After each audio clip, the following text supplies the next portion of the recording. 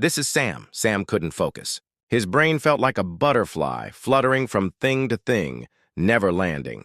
He'd sit down with good intentions and 5 minutes later be deep in a scroll hole, chasing the next shiny distraction.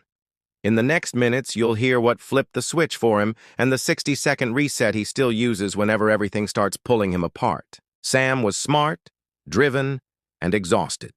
He had goals and a to-do list that grew faster than he could check things off, and a constant sense that he was doing too many things poorly instead of one thing well. He'd open a document, get a notification, switch tabs, feel guilty, and then start again only to end up somewhere else entirely. He believed the story everyone tells themselves. I'm just scatterbrained. That's how I'm wired. It felt like something he had to live with. One afternoon, Sam went to the park, hoping fresh air would help. He was still restless, fidgeting, glancing at his phone, trying to clear his head but never landing. That's when he noticed a butterfly.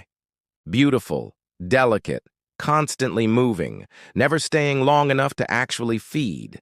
It drifted from flower to flower, always chasing the next thing. And for the first time, Sam saw himself in that movement. His attention was doing the same. Pretty, restless, never rooted. Then he looked past it, and his eyes landed on a massive oak tree. It was still. The wind whispered through its leaves, but the trunk stayed grounded. The tree didn't chase the breeze, it simply was. That contrast hit him. His mind wasn't broken, it was unrooted. Sam had been carrying a myth, that focus was a fixed trait, something you either had or didn't. That day, he realized the truth was smaller and more powerful. Attention doesn't have to scatter endlessly. It only needs a place to plant, even briefly. The oak didn't move because it had no reason to chase every gust. Sam didn't need to overhaul his entire brain. He needed a starting point. He needed a root. So he made a choice, not a dramatic life change, just 60 seconds.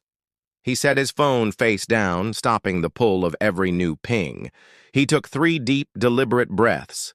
Inhale slow, exhale full. Then he named one thing that mattered in that moment. Finish this intro. Call that person. Start now. He said it out loud, planted that intention, and then moved forward. That was his route.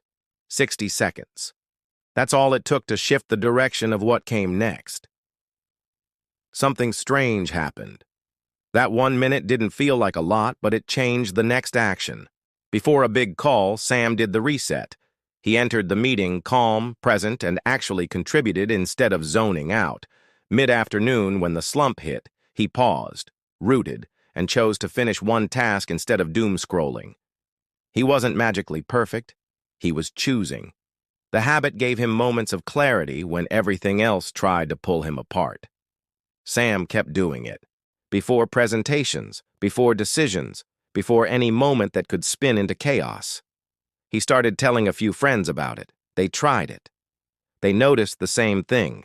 It wasn't flashy or profound in a dramatic way. It was small, grounded, real. That 60-second reset became their anchor. It didn't remove stress, but it gave them a choice point.